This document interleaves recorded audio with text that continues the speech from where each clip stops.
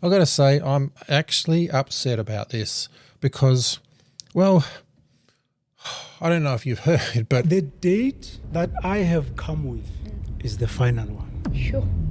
God wants to rescue the Christians out of the world before what is coming comes. God's judgment will leave the world unrecognizable. You will disappear. The rapture will happen with such power, like with a strong force that the earth is going to shake. So to those who are in darkness, this day will surprise them. we were supposed to be raptured by now. For all of my life, I have heard and it's been talked about with regards to a rapture. And I've seen movies about it, and I've thought what I've read in the Bible that feels like it. So I guess I have believed that there's going to be what they call a rapture. But I'm actually quite angry for two reasons. One is that none of what I've been told about the rapture is in any way true. My name's Craig and this is Morning Star Quest, where we are delving into the Bible one question at a time. And today's question is, well, it is a big one. Brother Joshua made a declaration without a doubt that the 23rd, I think the 24th of September 2025, there was going to be a rapture. All the Christians were going to be raptured up into heaven, and whoever was left, it was going to be hell on earth. Problem is, it's the 28th today, so I guess it didn't happen. I mean, he has since gone on again and said, I read it wrong or something like that. In one way, I'm angry that he did that because it is very clear that nobody knows the time, the date, the hour. This just makes me angry. So let's go into what the rapture is. This is something that I thought the Bible taught.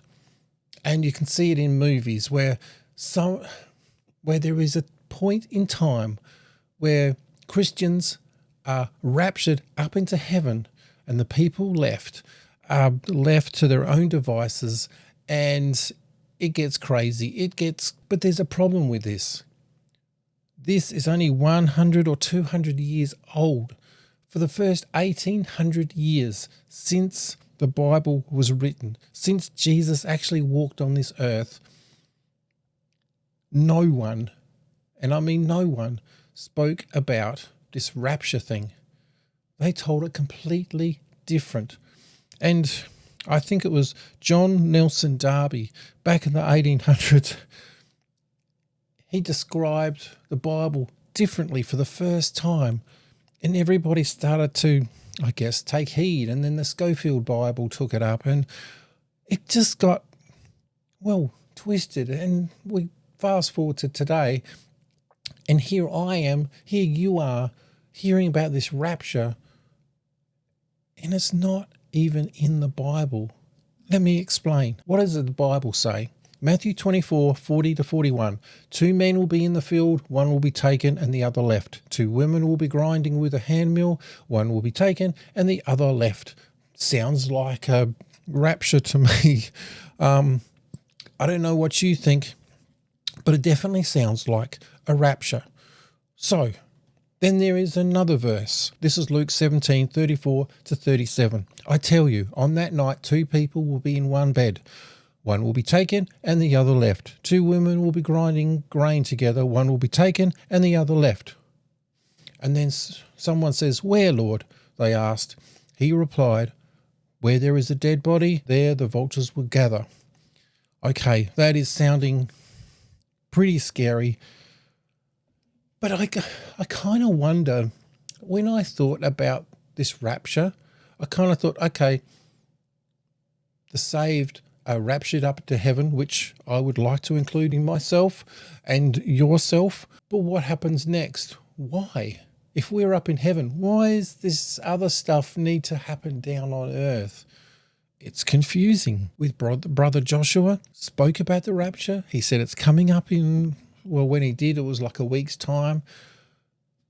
People were selling their houses. People were I don't know why they would sell. Why would you sell your house and your car if there was going to be a rapture? I mean, obviously you're not going to need it, but why would you be selling it? Why not just leave it there and give it to anybody who wants it? Anyway, that's beside the point. The point is here, and I think when it comes to this verse, 2 men will be in the field, one will be taken and the other left, etc. There is a problem with this because we take it out of context. So if we go into this, we get the full verse. Matthew 24:37-41. As it was in the days of Noah, so it will be with the coming of the Son of Man. For in the days before the flood, people were eating and drinking, marrying and giving in marriage, unto the day Noah entered the ark, and they knew nothing about what would happen until the flood came and took them away. This is how it will be at the coming of the Son of Man. 2 men will be in the field, one will be taken, the other left. 2 women will be grinding with a hand mill, one will be taken and the other left. This flips the story absolutely and completely upside down. The people that are taken are not the saved being raptured up. No, it's like the flood, like Noah's flood. It sweeps through, and I guess in this instance it's sweeping through the unsaved. They disappear. Then what happens next? 1 Thessalonians 4:16-7. For the Lord himself will come down from heaven with a loud command, and with the voice of the archangel, and with the trumpet call of God, and the dead in Christ will rise first. It's a little bit more like the Marvel movie Endgame, where Thanos just clicks and half the people disappear. I mean, obviously in Marvel it's 50-50 chance of you being disappeared or not. In this, it's the saved and unsaved. So if you're unsaved, you get swept like Noah's flood. We'll see people disappear, then you'll see the dead rise. And then listen to what happens next. And the dead in Christ will rise first. After that, we who are still alive and are left will be caught up together and with them in the clouds to meet the Lord in the air. And so we will be with the Lord forever. And with the trumpets and with the declaration, this is where, and I guess this next bit is probably where it all comes together. Then I saw, this is Revelation 21:1-4. Then I saw a new heaven and a new earth, for the first heaven and the first earth had passed away, and there was no longer any sea. I saw the holy city, the new Jerusalem, coming down out of heaven from God, prepared as the bride, beautifully dressed for her husband. And I heard a loud voice from the throne saying, Look, God's dwelling place is now among his people, and he will dwell with them. They will be his people, and God himself will be with them and be their God. He will wipe every tear from their eyes. There will be no more death, or mourning, or crying, or pain, for the old order of things has passed away. And when the dead are raised, and then we are raised into the air, what are we doing? We are welcoming a king, just like in old times with King David coming into the city. Jesus is coming to the city is coming down, and we as a multitude will be welcoming our king. But the thing is here, we won't know a time, we won't know a day, we won't know an hour, but we will know a season. We need to be focused on his return, on him. Study the Bible. Focus on him. Love God with everything you have, with all of you have, body, mind, and strength and body. I think I said body, but just with everything.